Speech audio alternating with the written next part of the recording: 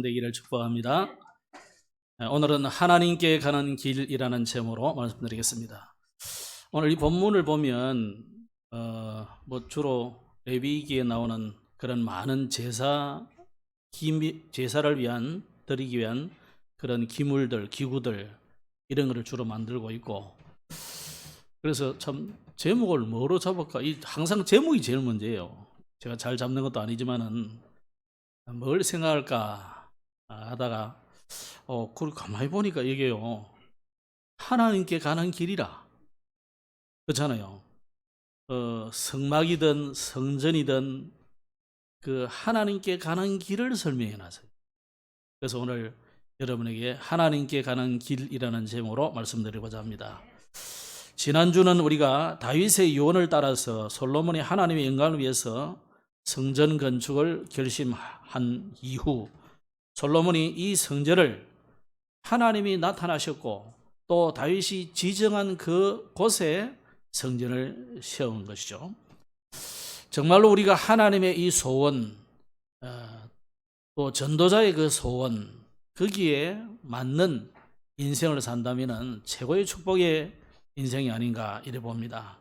그래서 여호와께서 나타나신 모리아 산에 이 구속의 은혜를 생각하면서 성전을 지었고, 또 다윗이 지정한 그 오르난의 타작마당, 거기에 모든 재앙이 완전히 끝이 나는 이 응답을 대속의 은혜를 기억하면서 지었고요.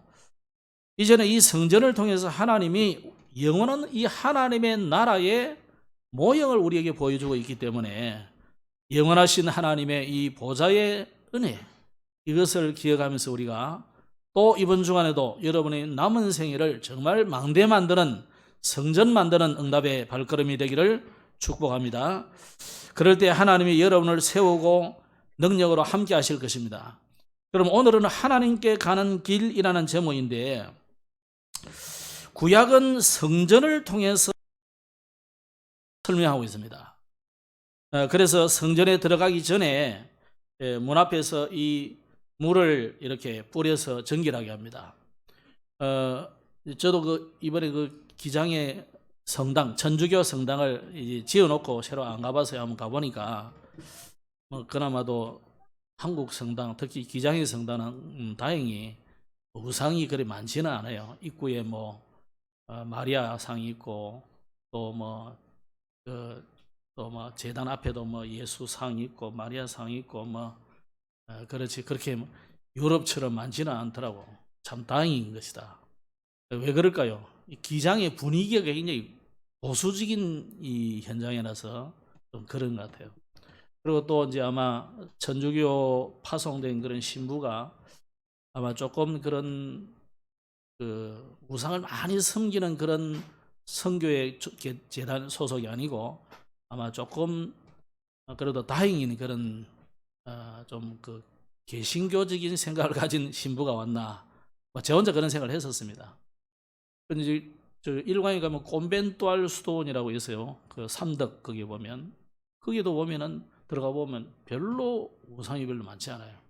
근데 유럽은 가 보면 어마어마한 우상이 많거든요. 그래서 그래도 이제 한국은 이 기독교 영향이 전 세계에서 가장 크다 보니까 아무래도 이제 신부들이 좀 그런 걸 굉장히 좀 조심하는 것 같고, 또 신학도 그런 영향을 많이 받는 것이다 이런 생각이 듭니다.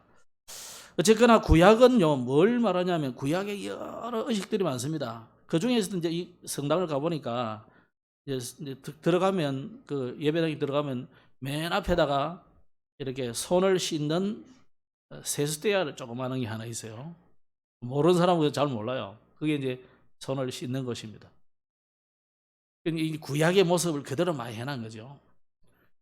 항상 성전에 들어가기 전에 입구에서 손을 씻거나 이렇게 물을 뿌리고 해서 몸을 정결케 하는 의식을 합니다. 그렇게 해서 또 이제 문 안에 들어가면서 이제 문에서 신앙 고백을 해요. 우리가 예배 시작하기 전에 신앙 고백을 하듯이 신앙 고백을 하는 겁니다. 우리는 예수님은 그리스도라고 고백하는 것이죠. 그래서 사도신경으로 신앙을 고백합니다만은, 또는 여러분 개인이 할 때는 주는 그리스도시요 이 고백해도 돼요. 어쨌든지 우리는 예수님이 그리스도요, 그분이 내 인생의 모든 문제를 끝냈다는 이 믿음의 고백을 하는 것이 중요합니다. 그러면서 이제 들어가면 제일 처음으로 나타나는 것이 놋제단이에요. 제단이라는 말은 놋으로 만들었기 때문에 놋제단이라 그러는데, 제단은 실제로 이 제물을 태워서 드리는 하나의 우리 고기 구울 때 옥상에 있는 것이 뭐죠? 그 철 이래 올려놓고 화덕인데 우리 고기 구울 때 하는 거 뭐라노? 하여튼 그거예요. 그걸 어마어마하게 크게 만들어 갖다 이래 보면 돼요. 그걸 이 교회당 한 절반, 한 4분의 1 정도, 4분의 1 정도 되는 제단이. 왜냐하면 고기 소도 올려놓고 염소도 올려놓고 하기 때문에 커요, 이게. 그렇게 큰 제단이 있는 거죠. 그걸 껍데기를 안에는 나무로 되어 있지만 껍데기는 전부 놋으로 둘러싸서 두껍게요. 그래서 이제 그걸 이제 타지 않도록 이렇게 하는 거죠. 그래서 고기를 쇠를 올려놓고 이렇게 해서 고기를 태우는 큰 제단이 있고, 그 제단에 이제 제단을 지나고 나면 앞에 이제 오늘 읽은 부분인데 놋바다, 물두멍 이렇게 나와요. 바다나 물두멍이나 같은 것인데 다른 겁니다. 다르지만 내용은 같은 거예요. 물두멍은 그냥 물을 떠다 놓는 것이고, 바다라는 것은 물두멍이 하도 커가지고 바다 같다. 직경이 제 알기로는 상당히 큰데 한 5m인가 이렇게 커요. 저기서 이 정도 되는 큰 둥그렇게 큰 겁니다. 그러니까 밑에 이제 아까 12마리 소가 밑에 받치도록 이렇게 그렇게 표현이 되어 있죠. 어쨌거나 이 큰 이스라엘은요, 워낙 물이 귀하기 때문에 물만 많이 있으면 바다, 갈릴리 바다, 디베랴 바다, 그거는 바다 아니에요. 원래 호수예요. 조그마한 호수. 물론 가보니까 여기서 저 끝이 잘 안 보여. 그 정도로 크긴 큰데, 크지만 우리나라에 와서는 다 호수잖아요. 안 그러면 연못, 못 이러는데, 그거는 물이 귀하다 보니까 물만 많으면 바다다. 그리고 밑에 사해 바다도 바다가 아니잖아요. 짠물이긴 하지만 조그마한 호수죠. 소금 호수거든. 근데 소금 호수를 갖다가 이 사람들은 염해, 사해 이렇게 바다라 한다. 물이 그만 귀하기 때문에 그렇습니다. 그래서 이 물두멍이 얼마나 크길래 바다다 이렇게 표현하는 거죠. 자, 그러면 놋제단은 왜 만듭니까? 제단에서 먼저 내가 가지고 간 짐승을 이제 인게 주면 거기에 짐승에 내 손을 얹고 제사장이 손을 같이 얹으면서 이 사람의 이 죄가 이 짐승에게로 전가되었습니다 하고 기도를 해주는 거죠.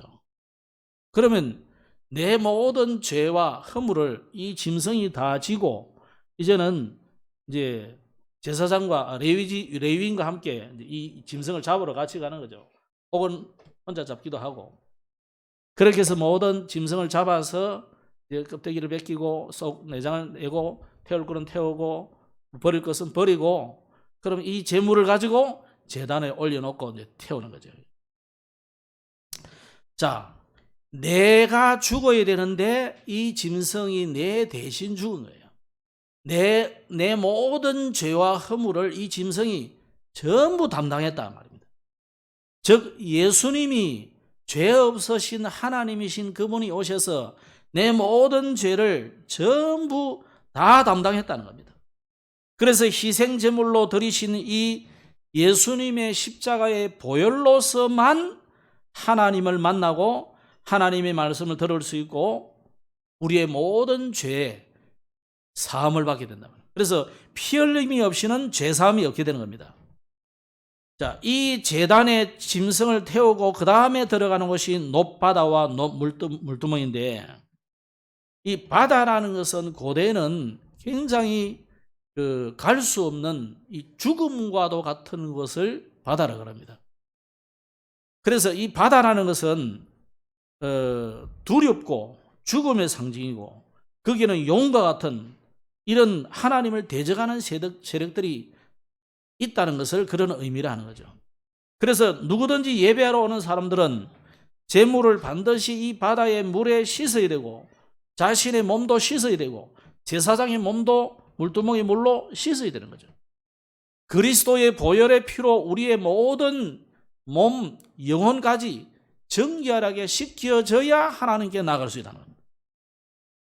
그래서 이 제물이 나를 대신해서 죽은 것처럼 이 물로 씻음으로 나도 그리스도와 함께 죽었음을 상징하는 거예요. 나는 죽었다. 이것이 나중에는 후에는 이 세례 요한이 와서 회개의 세례를 베풀므로 회개의 세례를 막 베풀었죠. 그러니까 막 사람들이 회개하고 그렇게 했는데 회개를 상징하기도 하는 겁니다. 우리가 예수 믿기 이전에 회개부터 사실은 해야 됩니다. 믿기 전에 내가 죄인임을 깨닫고 돌이키는 것부터 해야 되는 거죠. 그죠? 이게 사실은 동시에 일어난 사건입니다. 따로 이렇게 말로 구분해서 그런 거지요. 아, 예수님이 이런 분이구나 알고 그럼 내가 예수님께 돌아가야 되겠다. 하나님께 돌아가야 되겠다. 이게 회개잖아요. 땅을 치고 눈물 흘렸다고 회개가 아니고 그리스도께 돌이키는 것이 회개입니다. 물론 그때 땅 치고 회개하면 더 좋죠. 그래도 눈물이 한번 흐르면 훨씬 또 마음이 또 감정의 상처도 치유됩니다. 어쨌거나 그리스도께 돌이키는 것을 의미합니다. 그러면서 이제 들어가면 이제 작은 텐트가 이렇게 나오죠. 성전이 되었을 때는 안에 2개의 방이 이루어지는 거죠. 대문 입구부터 성전이에요. 그런데 이제 이 외성전이 외성전. 그런 이제 내성전이 따로 있는데 이게 바로 방 2개가 지성소와 성소가 이루어지는 거예요. 그럼 성소에는 뭐가 있느냐? 금등잔대와 진설병, 떡상 이 2개가 양쪽으로 나눠져 있다. 그럼 이제 방으로 되어 있으니까 위를 덮었으니까 특히 천막, 성막에서는 어둡잖아요. 굉장히 두꺼운 거로 만들었거든요. 그 해달의 가죽, 즉 말하자면 물개 가죽으로 만들었단 말이에요. 뚜껑을. 굉장히 두껍고 아무리 얇게 해도 얇게 할 수 없잖아요. 이런 걸로 덮어놨기 때문에 캄캄한 겁니다. 그래서 그 캄캄한 그 방에 성소에다가 빛을 밝힌 겁니다. 이게 이제 금등잔대예요. 금으로 만든 등잔대. 유무선 계속 요새 등대 이야기하잖아요. 여러분, 이건 뭘 상징하는 겁니까? 캄캄한 이 세상 속에 그리스도의 빛을 발하는 것입니다. 복음의 빛을 발하는 겁니다. 그래서 여러분은 이 시대를 살리는 하나님의 말씀을 가진 등대와 같은 존재다. 그래서 하나님의 언약은 영원히 꺼지지 않고 영원히 타오르는 등불같이 우리의 하나님의 언약은 영원한 언약이다. 이것을 말하고 있습니다. 그래서 교회는 뭐에 들으냐? 등대와 같이 이 변하지 않고 변치 않고 계속 복음이 흘러나오는 것이 교회라. 여러분이 성도가 교회잖아요. 여러분은 하나님의 성전이라 하잖아요. 여러분이 교회예요. 여러분이 성전이에요.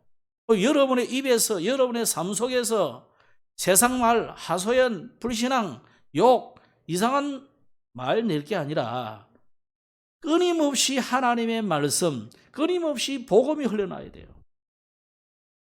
그런다고 해서 막 계속 실시없이 말해가지고 우리 어머니 말보다는 시사이 되지 말고 시사이 말하면 저 서부 경남 말로 조금 이런 사람을 말해요. 지혜롭게 정말 필요할 때 답을 다 주는 사람. 그런 사람이 되어야 되죠.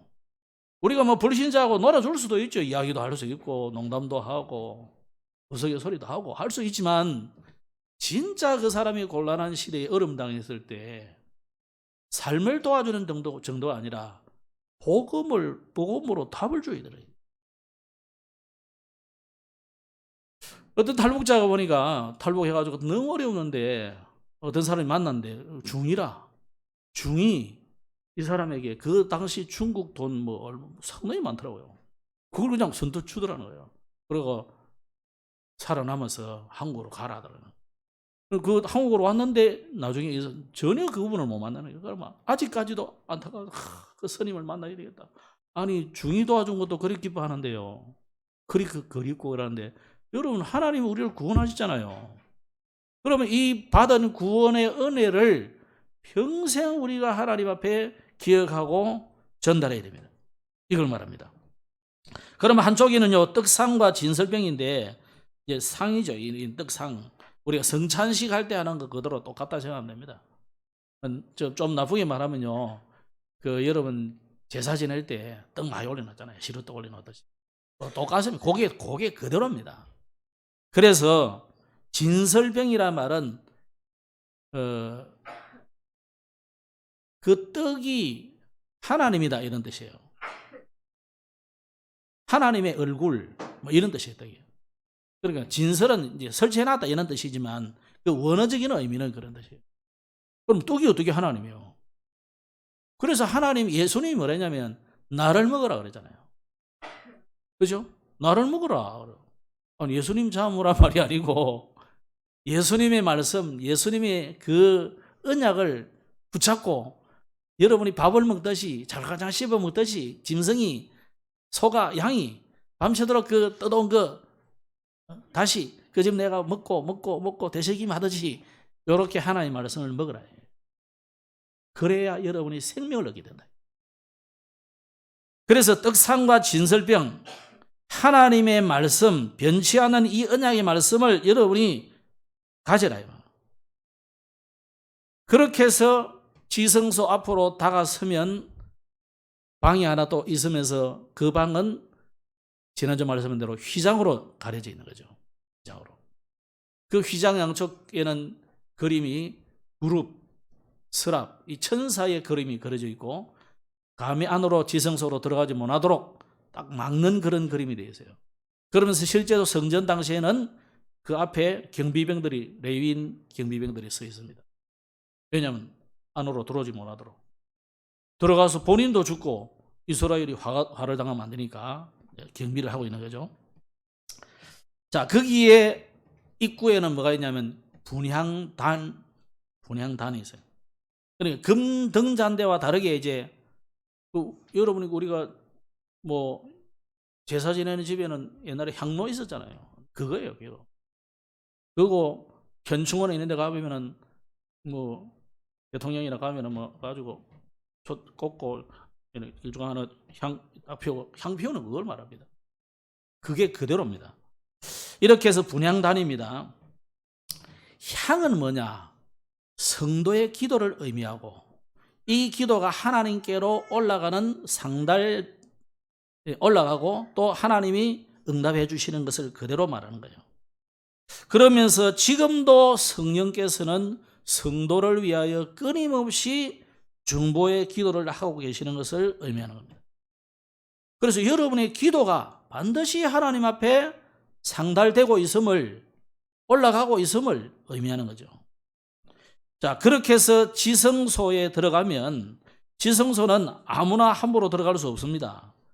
1년에 그것도 단 한 차례 대제사장만, 그것도 그 정결한 그게 돼야 들어가요. 정결하지 못하면 가서 죽습니다.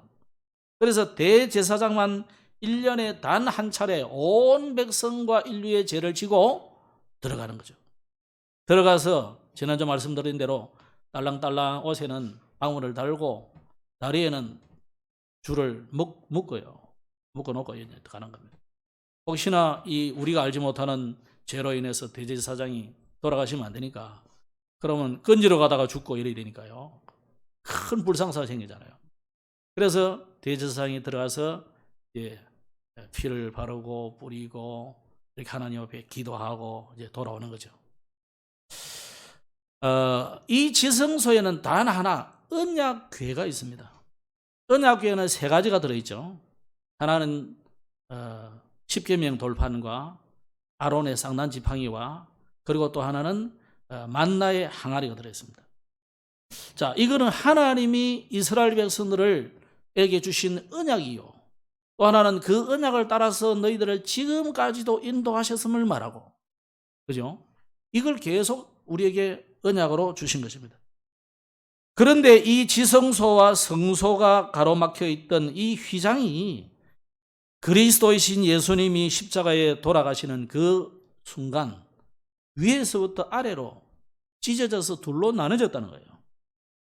그리스도께서 우리가 절대로 지성소에 들어갈 수 없는데 자신의 죽으심으로 인해서 우리가 하나님께로 가는 새롭고 산 길이 열렸다고 지난주 말씀했죠.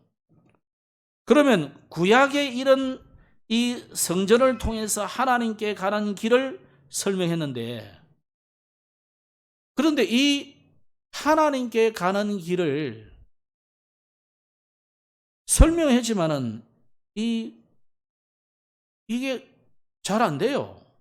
그래서 이스라엘도 광야에서 전부 성막을 만들었고 예배도 했지만은 광야에서 쓰러지고 가나안도 들어가지 못하고 막 이런 일이 생겼죠. 그래서 이들은 전부 이 구약의 이 그림자를 그림자로만 그냥 이걸로만 섬긴 거예요. 그러면 이 구약은 그림자잖아요. 실체가 아니다 말이에요. 그죠? 그리스도가 오시면 이런 분이야. 메시아가 오시면 이런 분이야. 우리 말로 하자면 구세주가 오시면, 구주가 오시면 이런 분이야. 이런 설명했는데 이런 일을 하실 것이다. 어디에 태어나고 무엇을 하시고 이렇게 설명했는데 이분들이 못 알아들은 거죠. 그러면 그리스도로 오신 예수님은 신약에 뭐라고 설명하고 있느냐? 그리스도가 바로 하나님께 가는 길이라고 말했습니다. 예수님 자신이 뭐냐? 내가 곧 길이다 그러잖아요.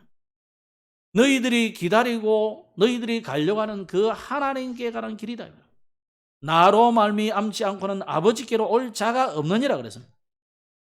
그래서 예수님의 십자가의 죽으심으로 인해서 하나님께 갈 수 없었던 우리가 양 잡고 소 잡고 막 비둘기 비틀고 막 아무리 해도 이걸로는 안 되는 거예요. 그래서 짐승의 피가 너희를 구원해 주는 것이 아니라 그리스도가 오셔서 이 짐승처럼 죽으시는데 그분을 믿어야 구원받는 거다. 그래서 구약의 제사는 패버리고 오늘의 이 예배를 드리는 거예요. 그래서 히브리서 10장 22절에 보면은 우리가 마음의 뿌림을 받아 악한 양심으로부터 벗어나고 몸은 맑은 물로 씻음을 받았으니 참 마음과 온전한 믿음으로 하나님께 나가자. 13장 15절은 이렇게 해놨습니다. 그러므로 우리는 예수로 말미암아 항상 찬송의 제사를 하나님께 드리자. 이는 그 이름을 증언하는 입술의 열매니라. 오직 선을 행함과 서로 나눠주기를 잊지 말라. 하나님은 이 같은 제사를 기뻐하시느니라. 구약의 제사가 폐해졌고 예배로 바뀌어진 거예요. 구약의 제사가 폐해졌다는 증거로 지금 이스라엘에 가면요 성전이 없습니다. 왜 하나님이 솔로몬이 지은 이 성전을 나중에 바벨론이 와서 아수르가 와서 없애볼까요? 그 제사가 아니기 때문에 그런 거예요. 그러면 두 번째 성전을 또 바벨론이 돌아와가지고 또 만들었잖아요. 또 이 사람들이 잊어버린 거예요. 그 실제적인 내용을 잊어버리고 자꾸 양 잡고 소 잡고 그것만 하니까 비둘기를 목만 자꾸 비틀고 그러니까 태우고 그러니까 또 두 번째 성전도 헤롯 대왕을 통해서 없애버린 거예요. 그러면 헤롯 대왕은 사실은 제3성전이라는 말은 안 하지만 용성이 그래 하시니까 일단 제3성전이라 칩시다. 헤롯 대왕이 자기의 왕권 유지를 위해서 제3성전을 지었단 말이에요.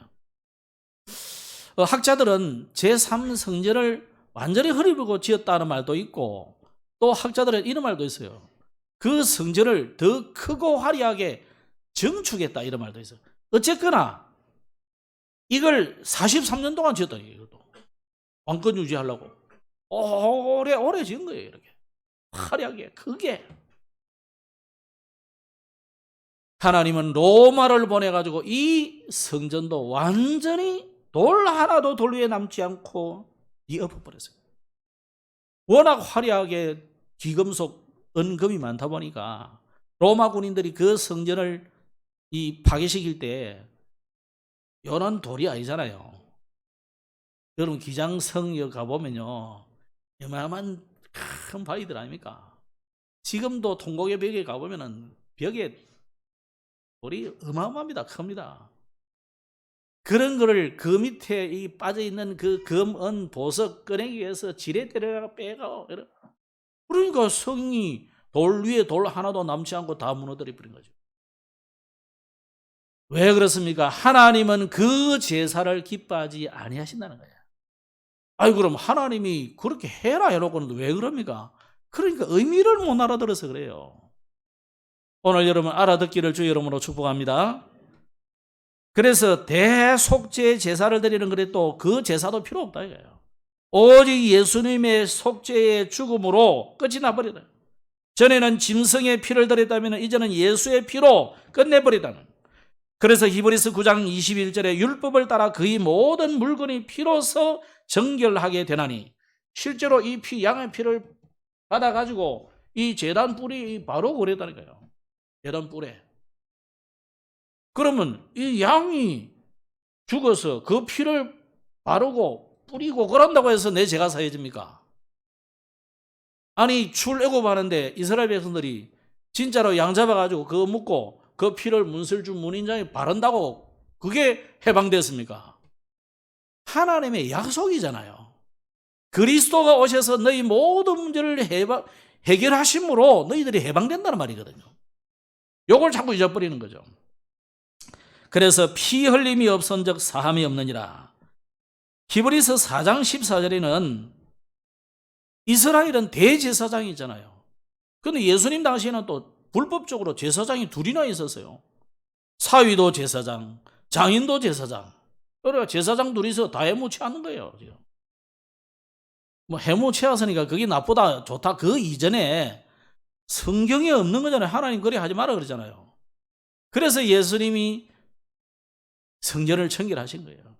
그러면서 히브리 기자는 뭐라 했냐면 우리에게는 대제사장은 우리의 이 사정을 모른다. 우리에게는 큰 대제사장이 있다는 거예요. 사실은 대제사장도 자기 허물이 있으면 들어 죽기도 하고 1년에 한 번씩 가야 되는 그 제사를 못 지낼 수도 있는데 예수님은 완전한 흠없는 어린 양으로 자기 자신을 들여서 우리의 모든 문제를 끝냈다는 거예요.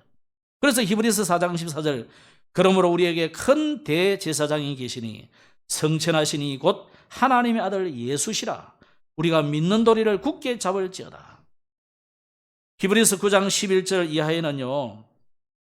짐승을 잡아서 드리는 이 제사는 일시적인 속죄예요. 그죠? 일시적으로 하나님이 그렇게 봐주신 거예요. 예수님을 믿으라고. 그거는 일시적인 거잖아요. 한시적인 일이라. 예수 그리스도의 속죄의 대속의 은혜는 영원한 속죄입니다. 그래서 9장 11절에 그리스도께서는 장래 좋은 일의 대제사장으로 오사 손으로 짓지 아니한 것 곧 이 창조에 속하지 아니한 더 크고 온전한 장막으로 말미암아 염소와 송아지의 피로 하지 아니하고 오직 자기의 피로 영원한 속죄를 이루사 단번에 1년에 한 번 정도가 아니고 평생에 한 번도 아니고 영원히 한 번에 끝나다. 그래서 예수님 오기 전에 예수님을 믿은 자들도 예수님 이후에 예수님을 믿은 자들도 예수님 때문에 구원받도록 돌아가신 거예요. 그래서 우리는 예수님이 되는 겁니다. 그러면서 히브리서 10장에도 같은 이야기입니다. 너희들이 해마다 속죄제를 드리지 않냐. 이제는 해마다 드릴 필요가 없다는 거예요. 그래서 히브리서 10장에 보면은 단번에 드리셨다. 그래서 10장 11절부터 읽어드리면 제사장마다 매일 서서 섬기며 자주 같은 제사를 드리되 이 제사는 언제나 죄를 없게 하지 못하거니와 그 제사로는 죄를 없게 하지 못한다는 거예요. 오직 그리스도는 죄를 위하여 한 영원한 제사를 드리시고 하나님 우편에 앉으사 그 후에 자기 원수들을 자기 발등상이 되게 하실 때까지 기다리시나니 그가 거룩하게 된 자들을 한 번의 제사로 영원히 온전하게 하셨느니라. 여러분이 이 예수님을 믿는 순간 한 번의 영원한 제사를 드립니다. 그래서 우리는 양 잡고 소 잡고 할 필요 없는 거예요. 그래서 안상홍은 틀린 거예요. 안상홍 정의는 우리가 또 회복해야 된다요. 아니 회복하려면 양 잡고 소 잡고 다 해야 돼요. 면사포만 쓸 일이 아니고 천주교도 그 들어가면 뭐 하나 쓰잖아요. 둘러쓸 필요가 없어요. 근데 둘러섰다는 말은 구약으로 돌아가겠단 말이잖아요.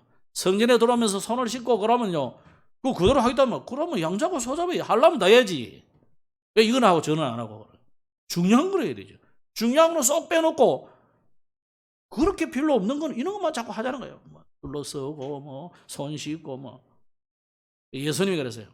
장로들의 유전은 그런 거 안 지켜도 된다 그래요. 중요한 건 뭡니까? 언약을 잡아야 되는 거지. 그래서 성전도 마찬가지입니다. 보이는 성전이 중요하지 않아요. 보이지 않는 성전이 더 중요한 거예요. 우리가 교회를 건축하자, 이런 이야기도 할 수 있고 또 해야 됩니다만은, 그보다 더 중요한 것은 보이지 않는 성전을 여러분이 만들어 가셔야 돼요. 그래서 히브리서 8장 10절에 주께서 이르시되 그날 후에 내가 이스라엘 집과 맺을 언약은 이것이니 내 법을 그들의 생각에 두고 그들의 마음에 이것을 기록하리라. 나는 그들의 하나님이 되고 그들은 내게 백성이 되리라. 보이지 않는 성전이 더 중요해요. 그러면서 전에는 의식 중심이잖아요. 이제는 양심이 더 증가하는 겁니다. 히브리서 9장 14절. 전에는 율법이잖아요. 이제는 하나님의 은혜로 지키고 막 행함으로 구원받는 게 아니라는 거예요. 그거는 죄를 깨닫게 하는 것이거든. 내가 멀리 떠나 있구나. 여러분, 이정표는 왜 해놨습니까? 이리로 가시오, 그런 거. 또는 틀리게 갔으니까 돌아가시오 하는 거잖아요. 그죠? 그게 율법이에요. 죄를 죄로 모르면 안 되니까. 그러면 복은 뭡니까? 은혜다 말이에요. 우리가 아무리 지켜도 구원을 받을 수는 없어요. 그래서 하나님이 안 되기 때문에, 아까 우리 제사로는 죄를 해결할 수 없다 그랬잖아요.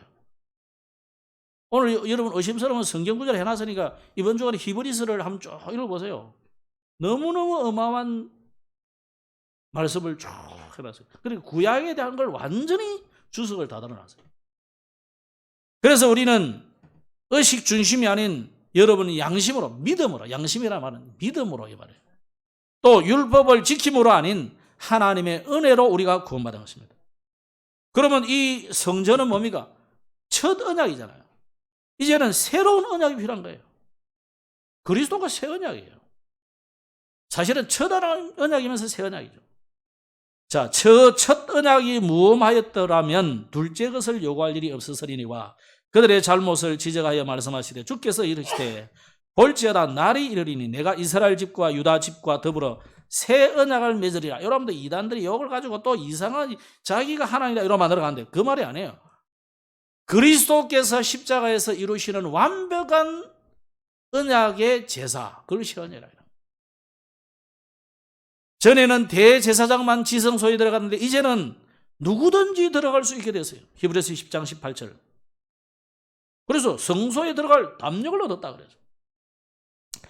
자, 이 하나님께로 가는 길을 정리해서 구원의 길을 주보에 기록해 놨어요. 그래서 여러분 주보를 보셔도 되고 안 보셔도 되고, 여러분 성경이 말하는 하나님께 가는 길, 즉 구원의 길은 어떻게 말씀하고 있느냐? 그러면 우리가 성전 기물 듣고 이 말씀을 들어도 우리가 잘 이해가 안 되잖아요. 자, 그래서 하나님께 가는 길이 뭐냐? 원래 인간은 어떤 모습이냐? 이걸 성경을 기록해 놨습니다. 원래 우리 인간, 여러분들은 구원받기 이전 모습을 말하는 게 아니고 그 이전에, 타락하기 이전에 우리 인간의 모습을 말하는 거예요. 그때는 하나님이 우리를 하나님의 형상으로 만들었기 때문에 하나님과 함께 살면서 가장 행복하도록 만들어놨어요. 그런데 문제는 왜 구원의 길, 하나님께 가는 길이 필요합니까? 지금 우리가 행복하지 않다 이 말이에요. 지금 우리 인간이 너무 불행 가운데 있다. 가정 문제, 직장 문제, 이런 여러 가지 문제가 많아요. 그래서 지금 미국 같은 나라는 지금 이상한 사람들이 막 그냥 우정에 다니기도 하고 그럽니까? 좀비 세상이 돼가지고. 거기만 그래서 우리 한국도 지금 요즘 사건이 일어나는 것들은 보면은 마약 사범으로 인해서 일어난 범죄들이 많은 것 같아요. 혹은 정신병으로 인한 범죄들이 굉장히 많은 것 같아요. 이게 전부요 하나님 떠난 인간에게 오는 불행의 결과들입니다. 이렇게 인간이 그렇게만 하지 않더라도 실제로 인간들이 행복하지 않다는 거예요. 많이 가져도 행복하지 않고, 뭐 너무 말 많다나 뭐 결혼을 해도 별로 행복하지 않고, 그걸 뭐 툭 하면 이혼해버리고 말이에요. 이런 일이 지금 많이 생긴다는 거예요. 자, 그래서 우리 인간이 원래는 이렇지 않았다는 겁니다. 원래는 하나님이 우리를 하나님의 형상으로 만들어서 가장 행복한 인생으로 하나님과 함께 살며 에덴 동산에서 행복한 존재로 만들었다는 거예요. 그런데 문제는 왜 이렇게 불행이 시작되느냐? 인간이 하나님을 떠난 그때부터 이렇게 문제가 되는 거예요. 왜 하나님 떠났습니까? 마귀가 찾아와가지고 우리가 가진 하나님의 약속을 흔들어 본 거죠. 그래가지고 인간이 하나님을 떠나도록 유혹한 것입니다. 우리가 그거 안 넘어가면 되는데 아담 하와가 유혹을 받아서 넘어져 버린 거죠. 자, 이렇게 해서 인간이 하나님을 떠났는데 떠난 그때부터 인간은 소속 신분이 뭐가 됐냐면 마귀 자녀가 돼버렸어요. 마귀가 우리를 낳았다 창조했다 그런 말이 아니에요. 그 소속이 돼버린 거예요. 그래서 마귀 자녀, 예수님이 하신 말씀이에요. 그러니까 마귀 종노릇을 하는 겁니다. 그게 우상숭배예요. 심지어 묘도 그 대통령 되기 위해서요, 몇 자리 옮기고 막 많이 그러더라고요. 우리 외갓집에 제가 아주 어릴 때 가니까 외할머니가 제가 초등학교 한 6학년인가 중1인가 그 정도 된데 외할머니가 97세인가 그랬으니까 엄청 나이 차이 나죠. 그때 살아계시더라고. 살아계신 외할머니가 아들이 없어. 그래가지고 양자를 하나 드렸는데 그 양자가 우리 집안이 잘 되기 위해서 그 자기 아버지, 그러니까 양아버지의 묘를 옮기야 된다. 그래, 옮기자. 그 옮기는 걸 내가 보고, 그때는 내가 어리니까 잘 몰랐어요. 왜 옮기지? 그런 생각했는데, 나중에 알고 보니까 이게 이제, 가문이 이제 아들이 없는 이런 것 때문에 막, 하여튼 집안이 잘 되기 위해서 옮기고 막 그런 이야기를 하더라고요. 이게 전부 마귀의 종노릇하는 겁니다. 여러분 혹시 마귀 종노릇 하지 마시기 바랍니다. 우리는 해방됐잖아요. 하나님 자녀인데 세상 풍속 이런 거 지킬 필요 없어요. 하나님 자녀예요. 이러니까 하나님 떠난 인생은 방황하게 되어 있습니다. 그게 바로 정신 문제예요. 그러다가 결국은 육신의 질병과 많은 실패와 우한 질고가 오게 되는 거죠.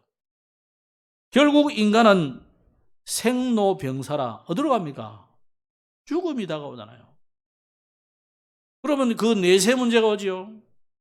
이렇게 해서 내 인생이 이렇게 가면 좋겠는데 내 후대가 또 인생을 그대로 살아.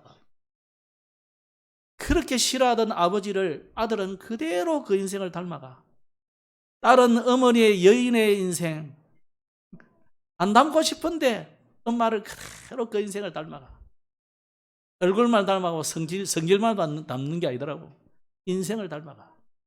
그래서 우리나라 한많은 가요에 보면 그런 노래들이 많아. 특히 이미자가 그런 노래를 많이 부르더만. 여러분, 이게 우리의 인생입니다. 이 인생이 대물림 되는 거예요. 그래서 이 인간의 운명에서 사주팔자에서 해방되려고 인간이 노래가 일단 착하게 살아보자. 남 좀 도와주자.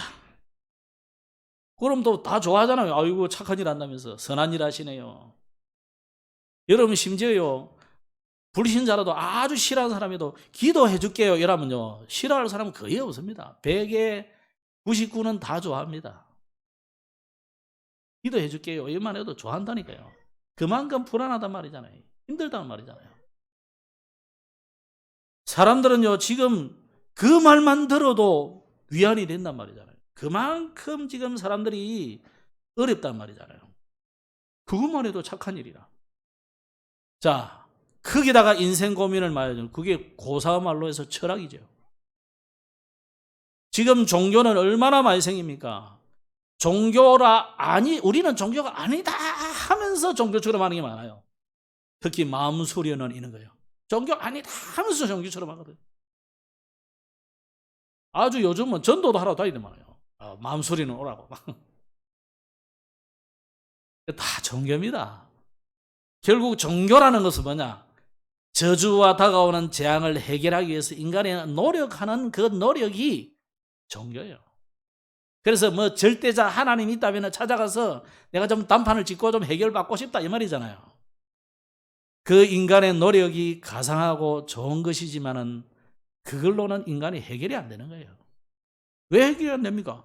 하나님 떠나는 문제고 또 문제는 뭡니까? 마귀가 건재하고 있기 때문에 안 되는 거예요. 어느 누가 마귀를 이긴 자가 있습니까? 어느 누가 하나님께로 가는 길을 알고 있습니까? 모르잖아요.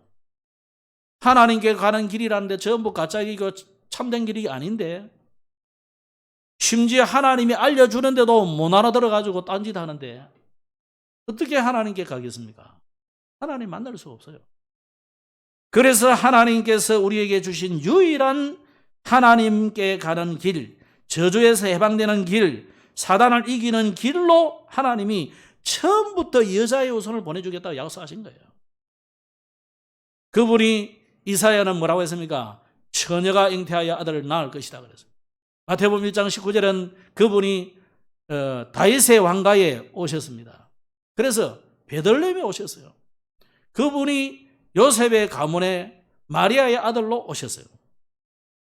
그분이 오셔서 우리가 해결할 수 없는 이 사단의 머리를 박살냈다는 증거로 처음 금식기도 하실 때 마귀가 딱 나타났잖아요. 그래가지고 막 시험하고 그러잖아요. 예수님이 줄이셨지만은 말씀으로 사단을 꺾으셨다.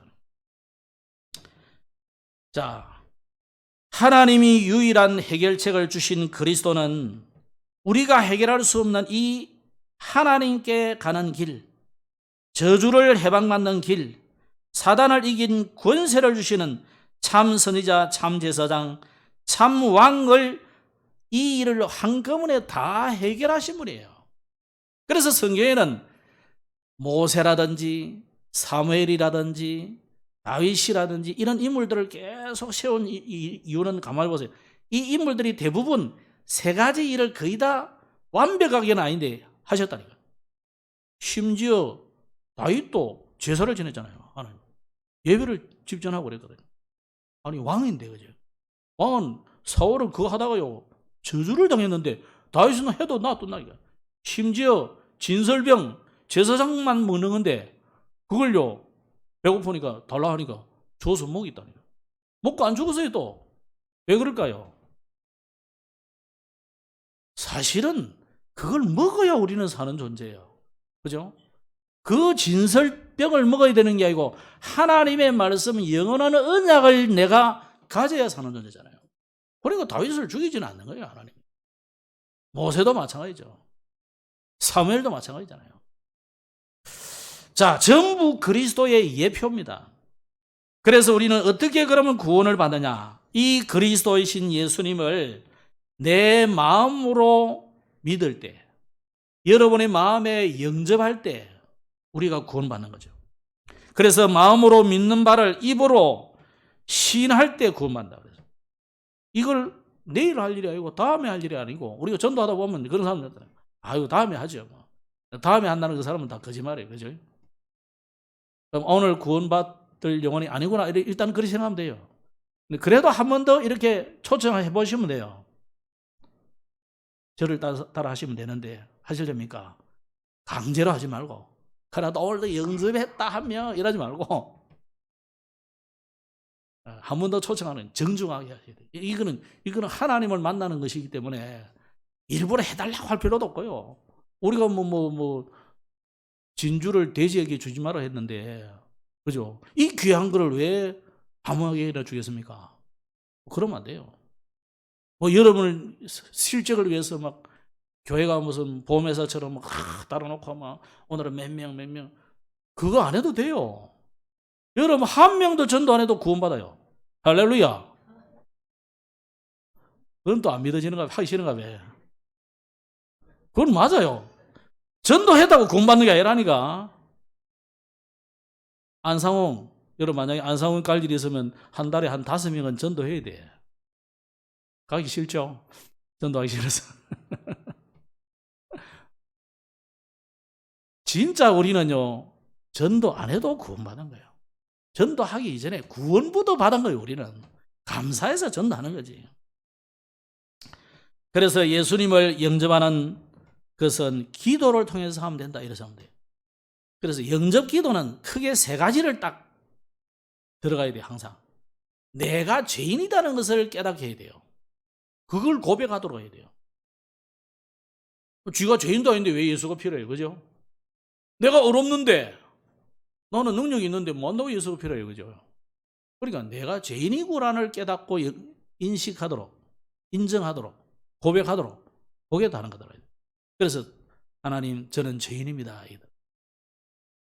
그 다음에 죄인인데 예수님이 어떤 분인지 알아야 되겠습니까? 어떤 분인지 알아야 되잖아요, 그죠?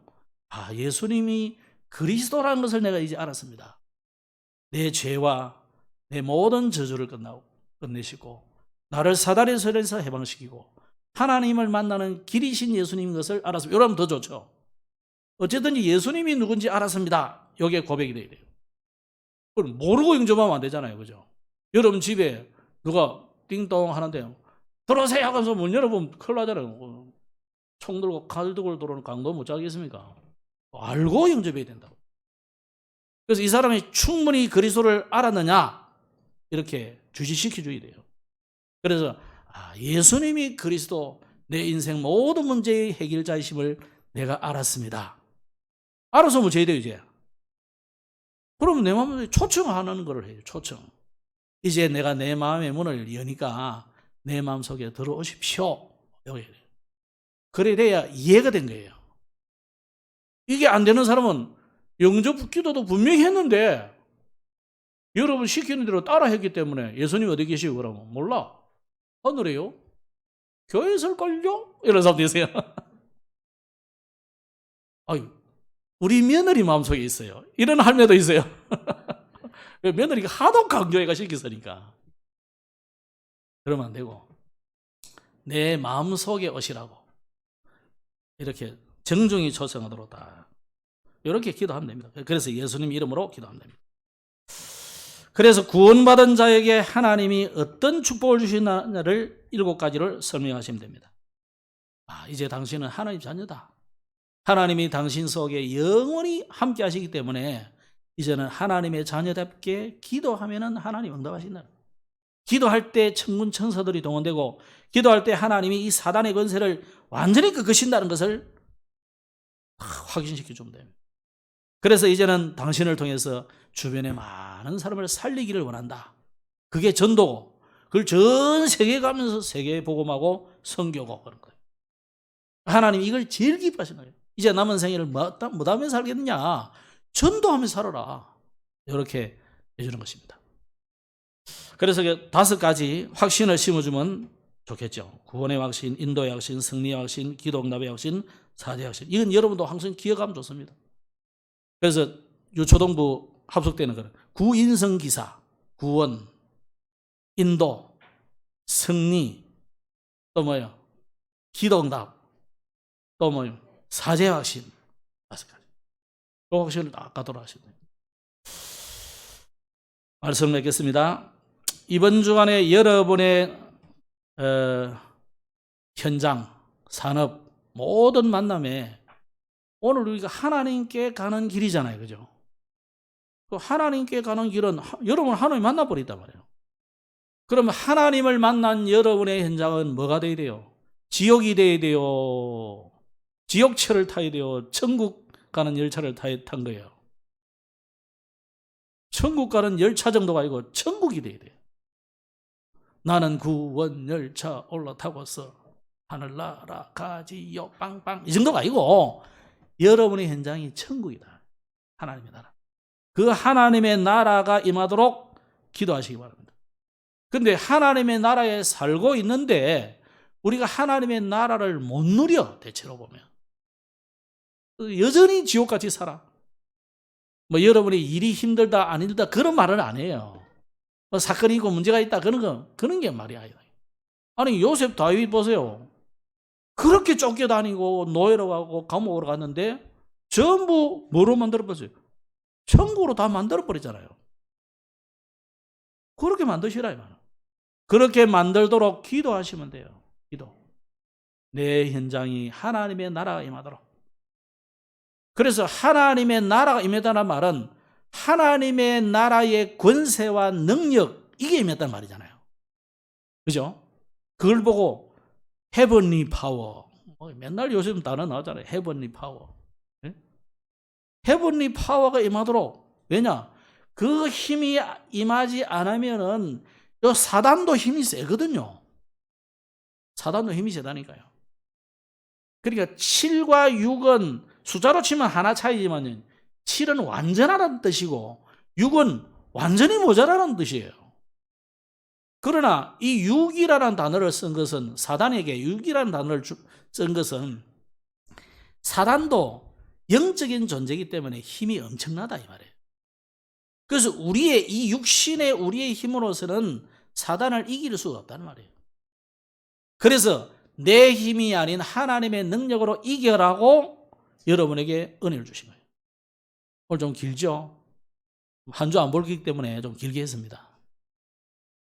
여러분 기억하시고, 하나님의 나라가 산업에, 하나님의 나라가 가정에, 하나님의 나라가 모든 현장에 임하도록 기도하셔서 보좌의 축복이 임하도록 하시기 바랍니다.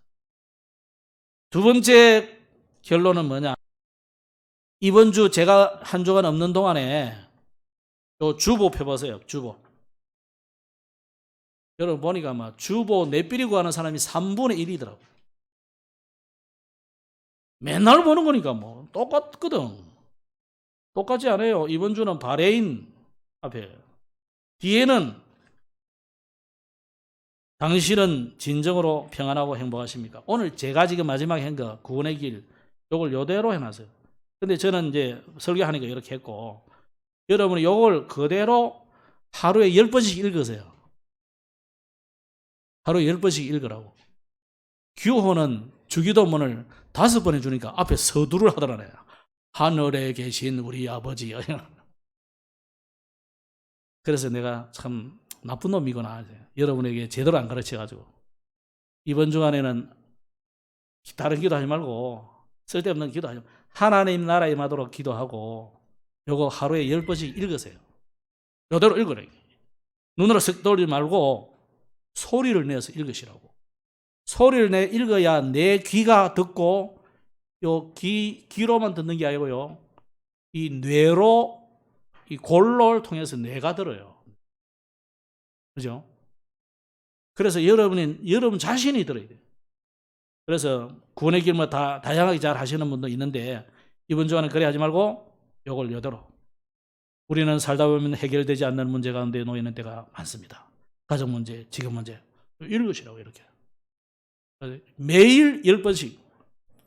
그래서 여러분이 진짜 내 자신을 구원의 길 개인 훈련을 해서 그냥 성경만 돈주가 보내지 말고, 여러분이 브리스길라 아골라보고 같이 진짜 보호자, 동력자, 식주인, 이 역할을 하셔야 돼요.